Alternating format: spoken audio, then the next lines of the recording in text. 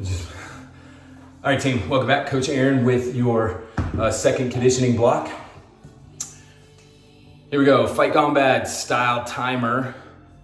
All right, so we work 3 rounds in a minute at each with no rest. So unlike that EMOM that we just completed where we worked up to a certain point, we finished a set number of reps and then we were able to rest in that time remaining. We're gonna work all the way up through that entire minute, okay, with no rest. So just know however long it takes for you to transition to the next movement, you're eating into that work clock. So one way to kind of approach this is if you know you're stronger at a certain movement and you can perform that without getting so fatigued or as fatigued, then you might want to stop, let's say this lateral lunge overhead press, like with 5 seconds remaining, all right? So that'll give you plenty of time to get set up for the boat pose right when that minute is up, starting out to that second minute, okay?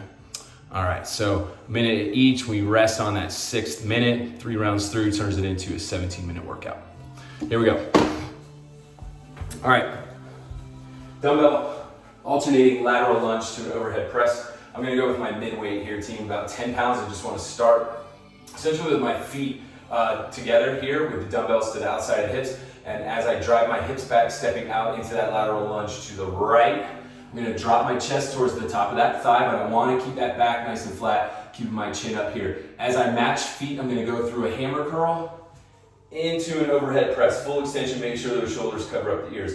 I'm gonna reset the dumbbells back to the shoulders, back to the outside of the hips, drive those hips back, lateral lunge over towards the left, dropping that chest down towards the top of that left thigh. Bringing those feet, hammer curl to an overhead press. So we can turn it into 2 separate movements, perform the lateral lunge, hammer curl, overhead press, or we can try and make it one fluid movement here. So lateral lunge, and as I'm bringing that left foot back to center, hammer curl, overhead press. All right, notice that the dumbbells are to the outside of the leg, and then we reset dumbbells to the outside of the hips. Keep that chest up. Core braced, so that belly button's into the spine. Next minute, boat pose, sit up. The goal here is to stick the landing with the heels elevated off of the floor. I use my arms behind me for momentum, so I'm coming full extension of my arms and my legs, driving both knees into my chest, keeping the heels off the floor. I'm also keeping my head, neck, and shoulders off the floor as well. If I need that option, I'm gonna extend arms and legs out, bring opposite knee into a chest, or one knee into the chest, and then touch with that opposite hand. Sprinter sit up. One knee at a time. And then if we need that option, we shorten the lever, just bend the knees, and you're performing more of a crunch, just reducing that range of motion. All right, next up are step ups. I'm gonna go a little bit heavier here, just make sure that whatever you're stepping up on is stable, all right? And so we're gonna alternate our lead foot up with the left, I don't care which one you come down with, up on the right, right? And we're driving up through the ball of the foot that's on the box. That's the leg that's doing that work. You're keeping that nice neutral spine, neck is in line with the spine. And if we need that option, we get into that standing squat position, so feet are shoulder width apart. Toes are pointed out, we're gonna drop down. You know what I call it, suitcase squat. So just imagine that you're holding 2 suitcases. You're squatting all the way down, full hip extension at the top, pause, then comes the calf raise. Suitcase squat, calf raise. Keep that chest up, chin up, drive those knees out, okay? That's your option. Now, next minute is a burpee, full burpee to a 4-point plank. So full burpee, we want the push up and we want the jump at the end of it, okay? So 2 squats to every burpee. Here, squat number 1, kicking those feet back into that high plank position. I wanna spread the feet to the edge of the mat, keep my hips square to the floor. There's my push-up, 4-point plank.